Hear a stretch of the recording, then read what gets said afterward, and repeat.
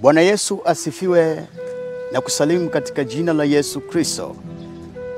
Safari yetu moja kwa moja ilikuja mpaka maeneo ya Chanika, mahali ambapo mtumishi wa Mungu Bishop Moses Kulola ambako alikutana na Mungu mara ya mwisho, na Mungu akamwambia ya kwamba kwa kuwa nyumba yake mbinguni imekwisha na kazi aliyomfanyia Mungu ameifurahia. Kwa hiyo tumefika hapa na tunamshukuru Mungu ya kwamba utaona mengi na utasikia mengi katika jina la Yesu Kristo wa Nazareti. Amina.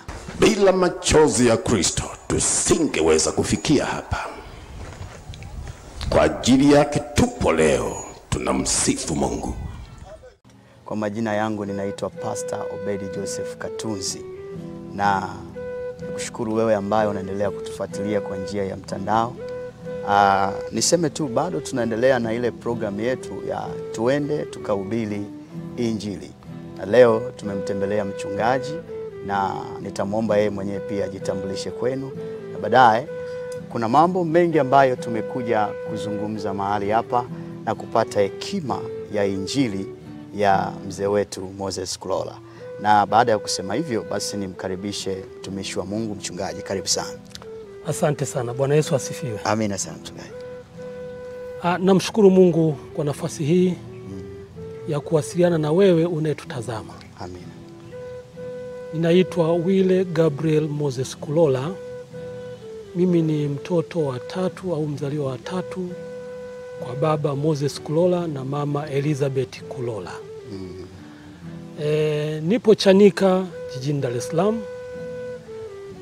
Nikiwa ni mwenyekiti wa taasisi ya The Bishop Moses Kulola Foundation, na pia ninamtumikia Mungu katika huduma hiyo, na nipo hapa kama mtunzaji, mwendelezaji wa mambo yote ambayo yalitendeka au Bwana aliyatenda kupitia mtumishi wa Mungu shujaa Askofu Moses Kulola. Kwa hiyo leo ninao huu ugeni, nimefarijika sana kwa sababu ni adimu mimi kufanya mahojiano haya. Ndiyo. Lakini yawezekana ni kwa ajili yako wewe unayetutazama na kusikiliza. Ndiyo. Hivyo tutakao kwenda kuyazungumza ni kwa utukufu wa Mungu, na wewe utachukua hatua katika yale tutakao kwenda kuzungumza. Ni mengi ambayo tutazungumza, na Mungu awabariki watazamaji na wasikilizaji wote. Amina. Karibuni. Amina. Tunashukuru sana. Kama ulivyosema kwamba kuna mengi ambayo unayafahamu ya mzee, naamini kabisa Mungu ametupa nafasi leo tutaweza kuyafahamu, na pia mtazamaji wetu ambaye anamfahamu mzee. Na kiukweli kwa Tanzania na sehemu mbalimbali hakuna mtu asiyemjua mzee. Amefanya kazi kubwa, amekuwa baba wa watu wengi na wengi wameokoka katika kupitia mikono yake. Kwa hiyo na wengi walikuwa wanatamani kujua hayo mengi ambayo umesema unayafahamu. Amina. Kiukweli kabisa, sasa mimi nisipoteze muda nikukaribishe ili uweze kutusimulia kuanzia maisha, kwa sababu umetuambia pia umemwambia mtazamaji kuwa wewe ni mtoto wa tatu kwa mzee Moses Kulola. Kwa hiyo naamini unajua mengi sana ambayo utaweza kutueleza. Kwa hiyo mimi nikuombe leo tuweze kupata darasa hilo na tuweze kupata elimu hiyo itakayotusaidia katika safari yetu ya uinjilisti pamoja na kihuduma zaidi. Amina. Nikukaribishe mchungaji. Karibu sana. Asante sana. Ndiyo. Bwana Yesu asifiwe tena ndugu watazamaji. Amina. Wana wa Mungu. Amina. Maana kuna wana wa Mungu na kuna watu wa Mungu. Ndiyo. Sisi wote ni watu wa Mungu. Amina. Hata mlevi ni mtu wa Mungu. Lakini sisi ni wana wa Mungu kwa sababu tumezaliwa upya. Amina. Kama nilivyodokeza hapo awali, mimi ni mtoto wa tatu miongoni mwa watoto 10. Wakiwa ni 5 wa kiume na 5 wa kike. Baba yetu wakati anatwaliwa na Bwana mwaka 2013 aliacha wajukuu 34 na vitukuu 16. Lakini watoto wa Injili ni mamilioni. Ukiwemo wewe mtazamaji wa kipindi hiki. wajukuu na vitukuu ni wengi mno. Kwa nini nasema hivyo?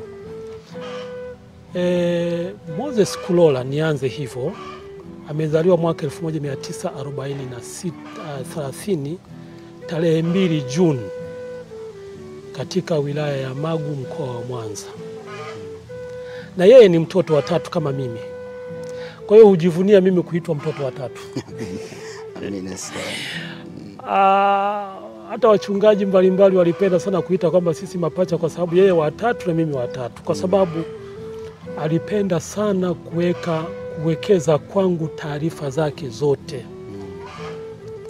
Na ilifika mahala hata baadhi ya wachungaji walichukia kwamba ninachukua nafasi za wao kwa ajili ya taarifa badala ya protokoli za kikanisa. Lakini niliwaambia hivi, kama ni hivyo basi Mungu alikuwa ni mtu wa kwanza, kwa sababu alimpenda Kristo akamteua Kristo. Pamoja na kwamba kulikuwa na malaika. Maana hata Ibilisi alikuwa kule juu mbinguni. Alitaka kutoa nafasi ya Yesu. Lakini kwa kuwa Yesu alikuwepo kabla, kama Biblia tafasiri ukienda ndani zaidi. Kwa hiyo kama ni upendeleo, basi Mungu alifanya upendeleo kwa Kristo mwenyewe. Wanaitwa Yesu asifiwe. Amina sana. Baba alipata wito kwa sauti. Unajua vinakuja vile vile. Tarehe 2 mwezi wa 6 mwaka 46. Leo tungesema kwamba baba ni siku yake ya birthday. Ndipo siku tena alipoitwa na Bwana. Kwa hiyo kiviangalia vitu vinakwenda kiunabii. Ingaja yeye hakutaka kuitwa nabii. Baba alipenda kuitwa yeye mwinjilisti tu. Pamoja na vyeo vingi, askofu mkuu na nini, alipenda sana kuitwa mwinjilisti kwa sababu ndio wito wake. Na kwa kuwa wewe unachagua uinjilisti, basi mtumikie Mungu. Leo nitakupa miiko ya kufanya uinjilisti ukomae zaidi. Amina, nashukuru sana. Baba aliitwa mwaka 46 kumtumikia Mungu akiwa nyumbani kwao. Tena kwenye chakula usiku. Usukumani walipenda sana, huwa ni kawaida chakula cha pamoja wanakula usiku, wanaume genge fulani, wanawake genge fulani. Wakiwa wanakula wote kwa pamoja, ndipo aliposikia sauti inamuita Moses. Yeye alizoea kuitwa Musa, kwa sababu walikuwa wanashindwa kuita Moses kwa sababu wanasema majina mengine ya kizungu tunashindwa kutamka. Lakini babu yetu mzee Samuel Kulola alikuwa ni msomi wa namna yake enzi za ukoloni.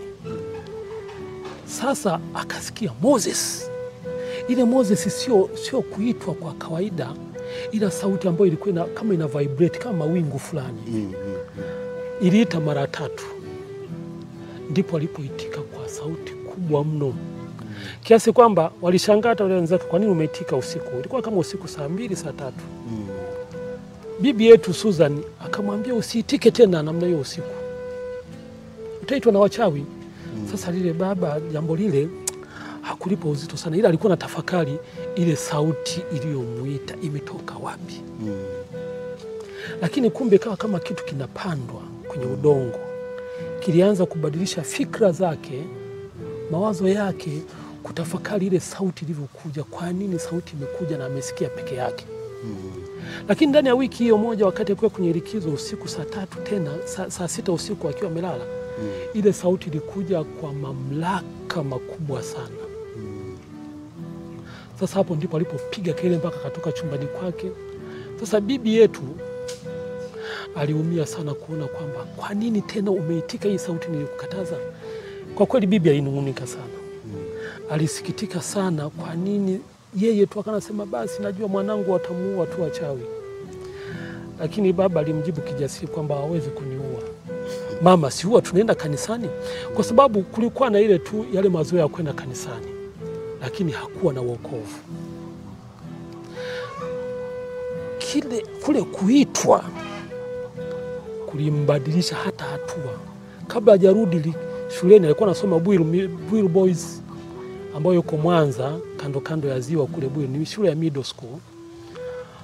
Kulimfanya aanze kumpenda Mungu automatic. Kwa sababu hapakuwa na chuo kilichomfundisha, bali alianza kupandikizwa tu kutoka ule wito kuanza kumtafuta Mungu. Kila akilala anasikia maneno ya kuzungumza.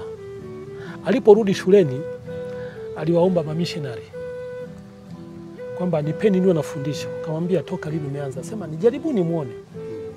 Na kweli walipompa kufundisha, alianza kufundisha ingaje hakuwa katika uweledi mzuri sana, lakini alielekea kwamba huyu ana kitu hatukujua.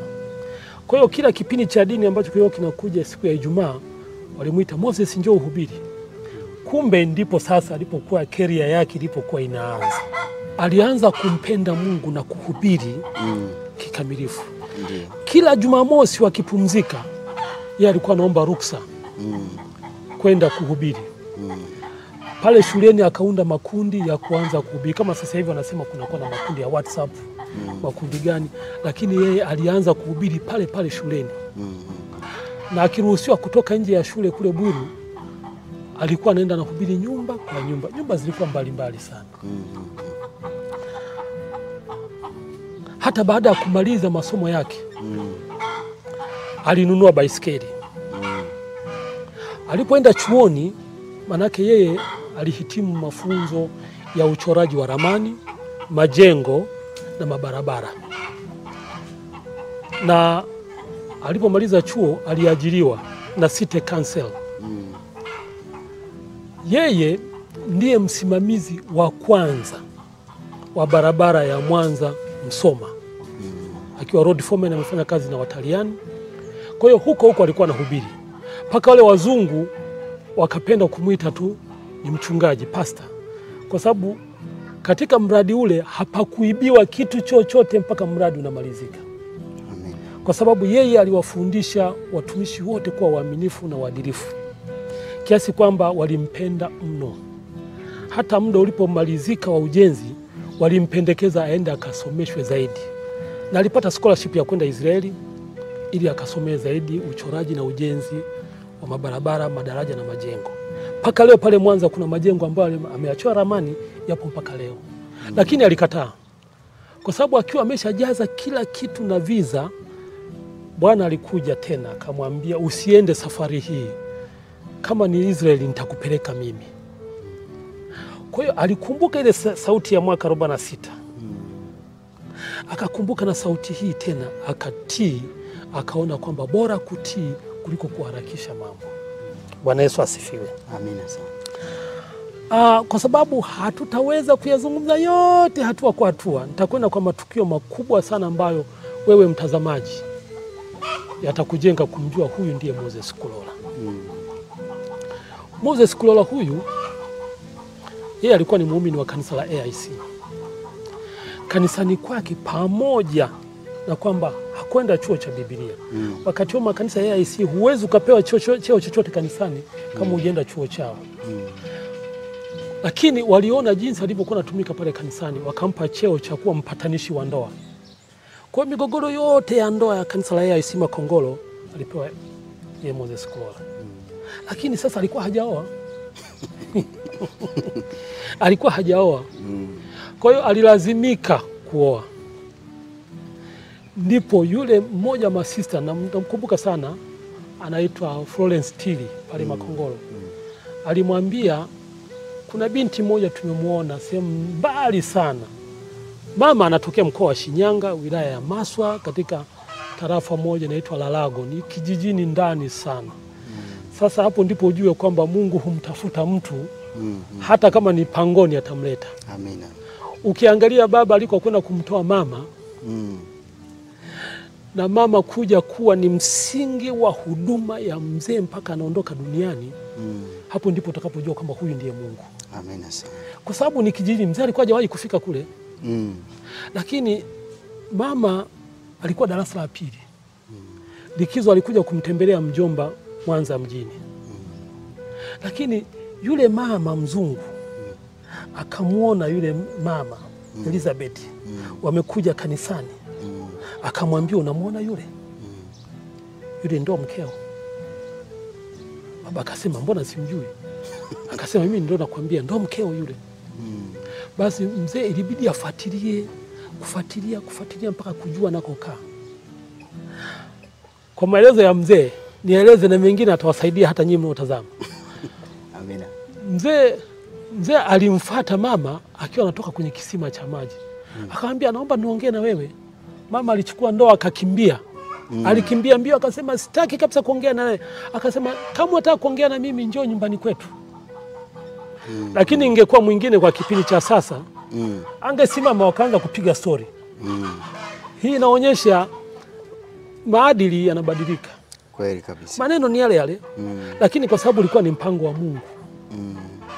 Unaona? Kwa sababu baba yetu ameondoka duniani, ameacha mke mmoja na watoto 10. Amina. Toka alipomuoa mwaka 55 mpaka sisi tumekuja kuzaliwa na akili zetu, hatukuwahi kumuona baba amegombana na mama. Siwezi kusema kwamba eti, au si rahisi kusema kwamba hawajatofautiana katika mawazo. Kupo, ni binadamu. Lakini kugombana kwamba leo baba kampiga mama afu kamwambia rudi kwenu, hatukuwahi kuona. Lakini cha ajabu, kila likizo sisi baba alituruhusu sisi kwenda kwao na mama, sio kwao yeye. Kwa hiyo tulipojua sana kijijini kwao na mama kuliko kwao na baba. Lakini mimi kuna siku alikuja kuniuliza kwetu napajua, akasema sipajui. Kwa nini hujaniuliza? Wasema kwamba na mimi tunataka tukwambie utupeleke. Ikaje katokea siku moja babu yetu anaugua, ndipo tulipokwenda. Nikajua kulikuwa na sababu maalum. Pia tumekuja kwenda tukiwa tuna akili tima. Mimi nilikuwa karibu darasa la 5. Kwa karibu kwenye mwaka 70 au 69. Unaona? Ndipo tulipoenda kijijini kwa babu. Wakati kwa na mama tulishaenda zaidi ya mara 6 mara 7. Unaona? Bado nazungumzia upande wa mama. Nitarudi nyuma. Ndugu mtazamaji, usichoke. Mama huyu amekuwa ni mlezi sana kwetu. Nakumbuka baba alihama Mwanza mjini, katikati ya mji, akahamia eneo la Mabatini, mlimani. Tena mlimani kabisa. Mwanza ni jiji la milima, ndio maana inaitwa Rock City. Eneo alilohamia baba yetu ilikuwa ni mawe, mapori. Yaani ikifika saa 12 mnajificha wote ndani, kwa sababu fisi, chui, yaani uoga ni mkubwa sana. Mwaka 55 mwishoni, baada ya kumuoa mama, ndo akahamia kule. Tumekaa kule mpaka sisi tumekuja kuzaliwa. Yaani tukawa tunajiona kwamba Mwanza yote ni hivi tu. Mama yetu alikuwa haturuhusu kwenda nyumba jirani, hata kama nyumba kama ile pale. Ilikuwa ni marufuku. Tulijiuliza kwa nini marufuku hii, lakini tuliona ni kawaida. Kumbe mama alikuwa anatujenga kwa maisha tunayokwenda kukabiliana nayo. Kwa sababu baba yetu alipokuja kuacha kazi ya kuajiriwa, tuliingia kwenye maisha ya shida mno. Mtumishi wa Mungu. Leo tungesema kama vile watoto wa mitaani, machokola. Sisi tulifika mahala, mnaweza mkakaa siku 3 hamjala, mama anachemsha maji anayaombea. Maji hayana kitu. Mnakunywa maji ya moto, hayana sukari, hayana chumvi. Mama amepiga magoti, ameomba kwa machozi, maji haya yakae uhai kwa watoto wangu. Tunakunywa na tunaishi. Mnaweza mkamaliza miezi 2 hamjaenda shule. Ada hakuna. Just imagine tulikuwa tunakaa Mabatini, tunasoma Makongoro, ni zaidi ya kilomita 9. Unakwenda kwa mpekuo, huna viatu. Saa 11 unaondoka nyumbani. Saa 12:30 unafika kule, au saa 1. Unashinda shule wakati ilikuwa saa 6:30, mnapumzika. Saa 8 mnaingia darasani, mnakwenda mpaka saa 10. Hujala kitu. Walioenda nyumbani wameenda kula, wamerudi. Wakati huo tukiwa ni mimi na brother firstborn wangu na dada ambaye ni marehemu, kwa anaitwa Flora. Na huyu aliitwa Flora kwa sababu ya heshima ya yule missionary mama aliyemuonyesha kwamba baba yule ndio mwanamke anayekustahili. Kwa hiyo mtashinda shuleni mpaka mtarudi jioni na njaa, na mmesafiri tena kilomita 9 kutoka kule. Mnafika kama siku hiyo kuna chakula mama amekipika mchana, kama ugali wa mhogo. Ugali wa mhogo unajua ukiupika muda mrefu ukiufunika, wanasema unaleta koti juu, si ndio? Na maji. Mkifika mama anakuambia ugali ule pale labda na mchicha chukuchuku. Lakini anakuambia chukueni ndoo mkasombe maji kwanza. Mnateremka mlimani kuja chini. Mnajaza pipa la ndoo 12 ili kumsaidia yeye kwa matumizi ya kutwa nzima kesho. Mkirudi ndipo mnapokula. Wakati mwingine saa 1. Haujala kitu ndo mnakula chakula, na mkimaliza hapo mnajikusanya kwa mama yenu na giza limeanza kuingia, mnaanza kuifundishwa nyimbo, kuimba nyimbo. Wakati mama anapika, anaambia angalieni ninavyopika ili nyinyi mje mpike baadaye. Ndugu mtazamaji, mchungaji, mimi nimejua kuanza kupika ugali wa mhogo na miaka hii. Leo hii kuna watu wazima hawajui kupika. Kumbe mama alikuwa anatuandaa kwamba siku zinakuja tutawaacha peke yenu, mtafanya nini? Kwa sababu ilifika mahala mimi nilikuwa ni mtu wa kuketch mambo haraka sana. Sielewi ni kwa sababu gani. Lakini baadaye nilikuja kudetect kwamba Mungu alikuwa ananiandaa ili nije niwe mtunzaji wa hizi historia ya mzee. Kwa sababu ilikuwa nafika mahala mimi ndo naambiwa kwamba utampikia kaka yako, utampikia dada yako na mdogo wako, sisi tunaenda safari. Miezi 3 uendi shule. Lakini siku kija kuenda utaenda nao wiki moja, wiki inayofuata mtihani. Yani nikishuka sana nilikuwa namba 5. Akili inatoka wapi? Ni Mungu tu. No. Na baba akitaka kusafiri kwenda safari alikuwa na daftari notebook kama hii ya kwangu. Anambia Gab, njoo. Chukua kalamu. Andika leo tarehe ngapi. Nimeanza kujifunza mwandiko mzuri, mimi niko darasa la 3. Ukiandika vibaya baba ananipiga kweli humu. Mimi najisifia na mwandiko mzuri sana. Baba alinifundisha kwanza kuandika. Kwa naandika leo tarehe fulani, unaondoka na kwenda sehemu fulani. Andika, unaandika. Daftari naweka juu ya kabati. Asiguse mtu mpaka nitakaporudi. Siku akirudi hata nikiwa shule hawezi kuandika mpaka nirudi mimi.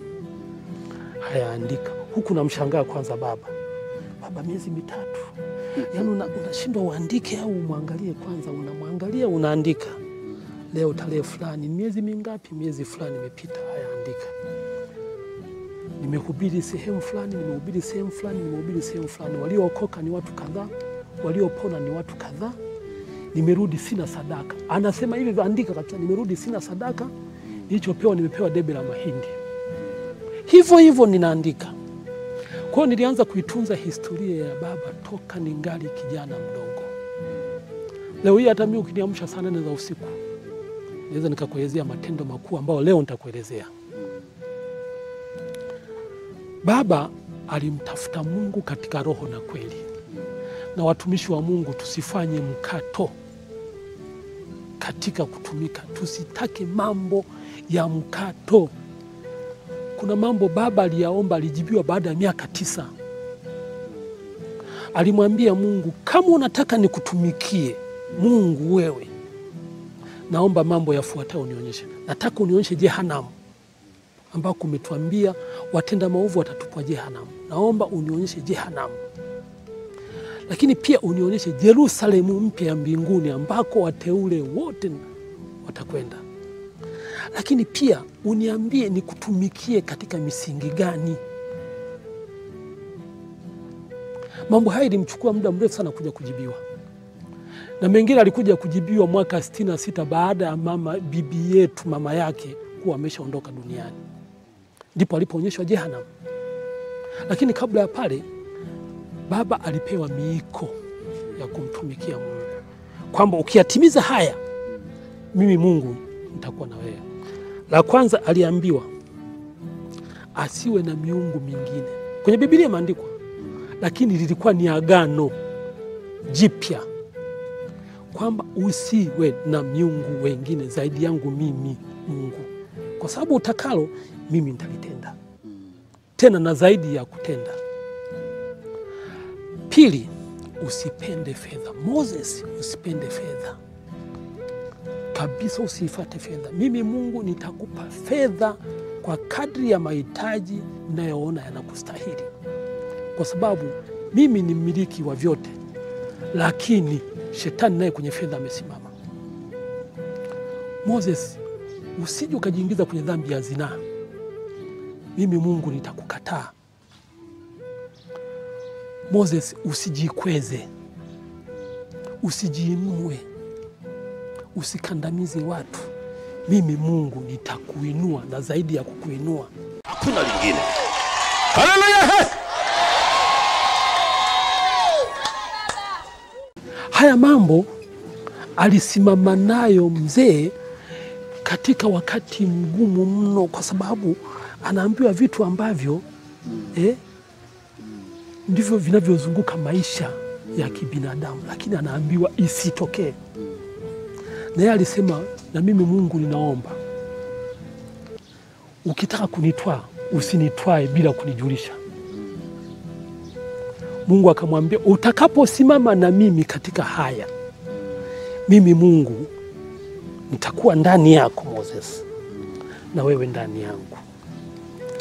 Atakaye kuwa rafiki yako ni rafiki yangu, adui yako adui yangu. Kisasi ni changu Mungu, niachie. Lakini pia alimwonyesha mambo. Alimpeleka mahala, akamwonyesha mlango mkubwa sana, akamuuliza, hiki ni nini? Akasema, huu ni mlango, nenda kaufungue. Alipokwenda kujaribu kuufungua ule mlango, ulikuwa ni mzito mno. Mtumishi, ule mlango, ubao unene wake ulikuwa kama inchi 8, zaidi ya inchi 8. Lakini upana wake ulikuwa zaidi ya karibu futi 30. Maka anasema, niliangalia mwanzo, nikaangalia mwisho, siuoni mwisho wake mlango. Nilijaribu kufungua, nilikuwa na maguvu sana, lakini nimeshindwa. Akamwambia Mungu, nimeshindwa. Akasema, mlango huu na ufungua. Akaufungua. Ninapofungua hivi, hakuna mwingine awezaye kuufunga mpaka mimi mwenyewe. Nafungua kwa ajili ya kila jambo ambalo sasa nataka unitumikie mimi. Na nitakapoufunga mimi Mungu, hakuna atakaye ufungua. Nenda kanitumikie. Haya ni moja ya mambo ambayo alikuwa nafunga na kuomba mlimani, mahala ambako mwaka 2013 nilikwenda mimi na mtu mwingine sitamsema, na kijana wangu ambaye ni mchungaji, ana kanisa la City Center pale Mwanza, kutukumbusha kwamba mahala hapa niliongea na Mungu na leo nimekuja kuambia mambo mazito. Ndipo nilipogundua kwamba baba yangu anaondoka duniani 2013, kwa sababu alimwekea mikono kijana wangu mbele yangu nikiona, akamwambia, na kuachia kazi mahala hapa ambako Mungu aliniambia nianze kutumika. Ni mlimani, kwenye jiwe, kwenye pango. Kama Musa alivyopewa amri 10 na Mungu Sinai, na mimi leo hapa nakupa kazi ya kuifanya, ambayo ni kazi ya Mungu. Mimi sina kazi nyingine. Na mimi akaniambia nitunze kumbukumbu zote, ili vizazi vyote vijavyo viisome kumbukumbu kupitia mimi. Bwana asifiwe sana. Amen. Hiyo ilikuwa ni 2013. Lakini kabla ya hapo, mwaka 66 sasa, akiwa bado anamlilia Mungu sana ili amuonyeshe Jehanamu, ili amuonyeshe Yerusalemu mpya. Na wakati huo bibi yetu alikuwa ameshafariki. Bibi yetu alikuwa ni mtumiaji sana wa ugoro, ambao sasa hivi ni kilevi tuseme. Ni dhambi pia. Ni dhambi kubwa. Baba yetu alikuwa akienda kule kijijini anamshuhudia mama, acha ugoro, ni dhambi. Anasema, na nyinyi usomi wenu huko, niache nitumie. Lakini ilifika mahala bibi akana muogopa baba. Kila akija anakimbia na ficha. Sasa alipofariki bibi, hicho ndo kilichompeleka kuzimu. Kwa nini? Baba katika kuomba kuonyeshwa Jehanamu alitaka kujua mama yake yuko wapi.